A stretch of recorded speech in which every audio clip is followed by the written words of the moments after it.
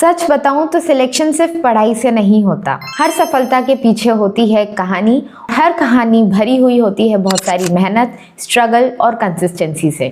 और इसी को आप तक लाने के लिए हमने शुरू किया है एक नया इनिशिएटिव, जिसमें हम आपको मिलाएंगे उन सिलेक्टेड कैंडिडेट्स से जिन्होंने इस सफलता को हासिल किया है। किसी को लग गए 6 महीने तो किसी को सालों लग गए, लेकिन उन सब में एक ही चीज कॉमन थी, वो था उनका नेवर गिव अप वाला एटीट्यूड। तो आइए जानते हैं उनकी रियल स्टोरीज, उनकी स्ट्रगल, उनकी जर्नी को, और उनसे सीखते हैं कुछ ऐसा जो शायद आपकी जर्नी को भी बदल के रख दे। सक्सेस उन्हें मिलती है जो कंसिस्टेंट होते हैं। सक्सेस उन्हें भी मिलती है जो परफेक्ट नहीं होते।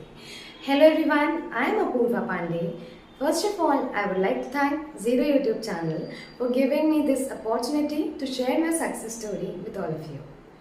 सबसे पहले मेरा सिलेक्शन 2021 में RRB क्लर्क में हुआ। वहाँ 13 मंथ्स काम करने के बाद ये यूँ कह लीजिए कि काम करते साथ ही 2022 का IBPS PO का एग्ज़ाम मैंने क्रैक किया था।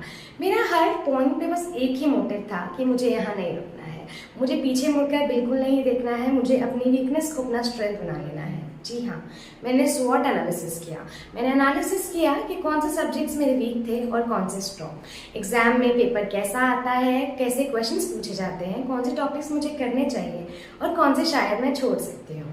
बिकॉज जैसा कि कहा गया है, a jack of all trades is a master of none. लेकिन लोग आधी ही बात बोलते हैं। इसका पूरा सेंटेंस है, a jack of all trades is a master of none but often times better than a master of one. आप लोग मुझसे बिल्कुल रिलेट कर पाएंगे जब मैं ये कहूँगी कि कई लोगों का मैथ्स बहुत अच्छा होता है, या किसी की रीजनिंग या इंग्लिश, जैसे कि मेरा इंग्लिश स्ट्रॉन्गेस्ट सब्जेक्ट था। बट क्या हम एक सब्जेक्ट को पढ़ के अपना एग्जाम निकाल सकते हैं? जी नहीं। Sectional cut off, overall cut off, दोनों को ही आपको पार करना है। तो इस केस में आपको क्या करना रहता है, you have to build interest in every subject और अपने स्ट्रॉन्गेस्ट सब्जेक्ट से अपने स्कोर को डोमिनेट करना है। यही स्ट्रैटेजी मैंने अपनाई थी और मैंने इंग्लिश एंड रीजनिंग को अपना स्कोरिंग सब्जेक्ट बनाया था। मैथ्स जो कि जिसको मैं अपना शायद वीकनेस तो नहीं कहूँगी, बट मेरी स्ट्रेंथ वो ज़रूर नहीं है, उसको मैंने उतना ही किया था कि मेरा सेक्शनल स्कोर क्लियर हो जाए और मैं ओवरऑल स्कोर मैंने अपना इंग्लिश एंड रीजनिंग से कवर किया। बैलेंस करना था तो अपनी जॉब और एग्ज़ाम को, प्रिपरेशन को।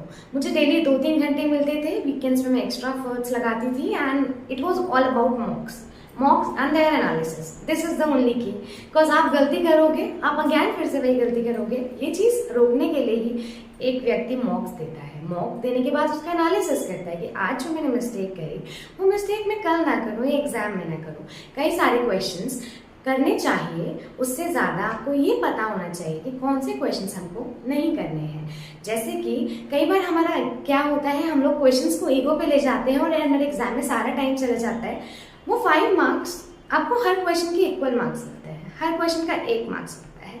तो क्यों ना हम टफर क्वेश्चन सॉल्व करने के बजाय छोटे छोटे क्वेश्चन सॉल्व करें, मिसलेनियस चीज़ें सॉल्व करें, या तो वो चीज़ों को प्रिपेयर करें जो हमें पता है कि पेपर में आनी ही है। मैं सब्जेक्ट टॉपिक्स के बारे में बात नहीं करूंगी क्योंकि 4 साल में काफ़ी ज़्यादा चीज़ें चेंज हो चुकी हैं, लेकिन फिर भी आज आप मेरी बात से रिलेट करेंगे क्योंकि जो चीज़ें चेंज नहीं होती हैं वो होती है एक एस्पिरेंट की जर्नी, एक एस्पिरेंट का स्ट्रेस मैनेजमेंट। क्योंकि ऐसा नहीं है कि उस मोमेंट मुझे स्ट्रेस नहीं हुआ। सोचिए, मैं एक जॉब करती थी, मैं एक फुल टाइम जॉब करती थी और उसके बाद मैंने एक एग्ज़ाम निकालने की ठानी थी जो मुझे नहीं पता था कि निकलेगा या नहीं। स्ट्रेस मुझे भी होता था, बैंक का स्ट्रेस, लाइफ का स्ट्रेस एंड एग्जाम का स्ट्रेस, बट खुद पे कॉन्फिडेंस रख के, बिलीफ रख के आज मैं यहाँ खड़ी हूँ। 2022 जुलाई में मैंने एक नेशनलाइज्ड बैंक में एज अ PO ज्वाइन किया और उसके बाद मेरी लाइफ बिल्कुल चेंज हो गई। आपकी लाइफ भी चेंज हो सकती है। आपको अगर कुछ करना है तो यही कि अपने आप पे फुल कॉन्फिडेंस रखना है, एक सब्जेक्ट में ज़्यादा इंडल्ज नहीं होना है। दूसरी चीज़, मॉक्स बहुत अच्छे से लगाने हैं, एनालिसिस करना है, मॉक्स टाइम वेस्ट नहीं है। प्रिपरेशन के टाइम डर लगता है, खुद पे डाउट आता है और हम कंपेयर करने लग जाते हैं। मेरे हिसाब से अगर आपको कंपेयर ही करना है तो अपने अगल बगल के लोगों से ना करते हुए अपने प्रीवियस मॉक्स से आप खुद को कंपेयर करिए कि अगर कल मेरे मॉक्स में इतने मार्क्स आए थे, मैंने ये मिस्टेक करी थी, तो उसको आज मैं रिपीट ना करूँ, एटलीस्ट मेरे मार्क्स इंक्रीज हों। और हाँ, सबसे बड़ी बात, डिमोटिवेट बिल्कुल नहीं होइएगा। आप स्ट्रैटेजी समझिए, सब्जेक्ट पढ़िए और उसके बाद सक्सेस आपके पास होगी, क्योंकि हाँ, सक्सेस लेट मिल सकती है लेकिन मेहनत कभी वेस्ट नहीं जाती। मेरी बैंकिंग एक्सपीरियंस ने मुझे फ़ायदा दिया। मैं एग्ज़ाम पैटर्न तब तक समझ चुकी थी, हालांकि मैंने काफ़ी सारे एग्जाम्स पे फोकस ना करते हुए अपना गोल IBPS PO and SBI PO ही रखा था। तो जब मैंने IBPS PO दिया तब तक मेरे को एग्ज़ाम पैटर्न समझ आ चुका था। मैं प्रीवियस ईयर पेपर सॉल्व करी थी, मैंने मॉक्स दिए थे। मॉक्स इस पॉइंट पे बहुत ही क्रूशियल रोल प्ले करते हैं जबकि आपके पास टाइम ना हो, क्योंकि मैं एक वर्किंग एस्पायरेंट थी और कई सारे आप में से लोग भी वर्किंग एस्पायरेंट होंगे। ऐसा नहीं है कि हम जॉब के साथ प्रिपेयर नहीं कर सकते, क्योंकि अगर मैंने किया है तो आप भी कर सकते हैं। इस केस में हमें क्या करना रहता है, हमें अपनी वीकनेस पहचाननी है, अपनी स्ट्रेंथ्स पहचाननी है।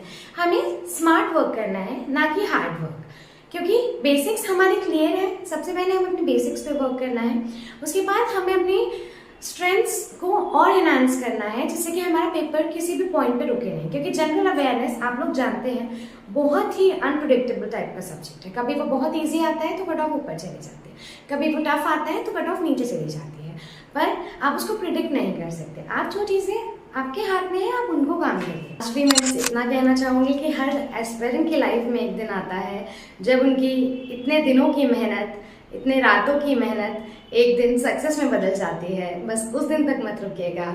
आई wish you all the best in all endeavours of your life. Thank you so much.